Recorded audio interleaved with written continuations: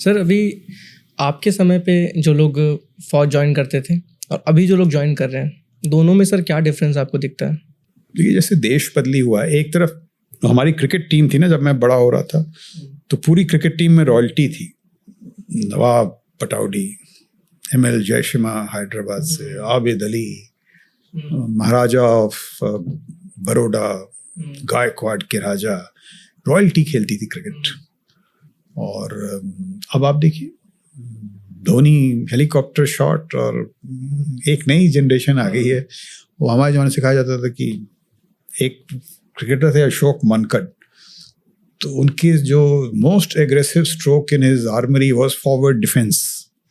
तो Australian bowlers वगैरह आते थे and he used to play forward defence, और बॉल वहाँ गिरती थी एकदम नज़दीक, और कमेंटेटर्स बोलते थे what technique, you know, he has dropped the ball in front of him and youngsters should learn. अब टेक्निक विकनी पूरी थी, रन 0 थे और मैच हारते थे। और ये नए ज़माने के आए, धोनी वोनी, हेलीकॉप्टर शॉट, मतलब अगेंस्ट ऑल टीचिंग।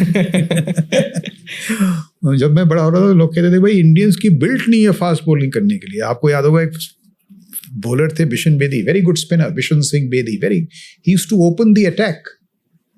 आप जरा सोचे, फास्ट बॉलिंग का अटैक, एक एंड से Bishan Singh Bedi left arm spin, 3 कदम दौड़ के। हमसे कहते साहब इंडियंस की वो नहीं है बिल्ट। आप देखो बुमराह को बजा के रख दी उसने Australia. So in that sense the army also has change. You have a new generation of people. पहले वो पब्लिक स्कूल एजुकेटेड वाले थे, उन्होंने अपना काम किया। बट जैसे मैंने आपको एक उदाहरण दिया, जनरल सुहाग, जनरल रावत, अलग किस्म का इनटेक है, बट उस जज्बा वही है उसमें। और I don't see any difference. आप देखिए अभी भी कितने the number of officers that die because we lead from the front. Pakistan के नहीं, वो पीछे से भेजते हैं, कम वहाँ पे। We lead from the front. So that has not changed, but yes, what can change is, you know, we can be better in technology, we can be better in strategic communications.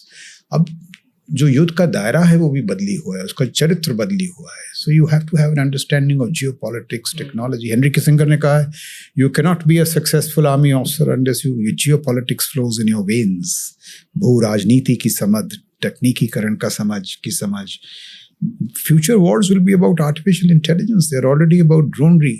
So this is the thing that has now to change in officers. मतलब but I don't see a mark, you know, लोग कहते हैं, अब एक लोग बड़ी धारणा हमारे समय में ऐसे थे, अब तो आई डोंट क्वाइट एग्री।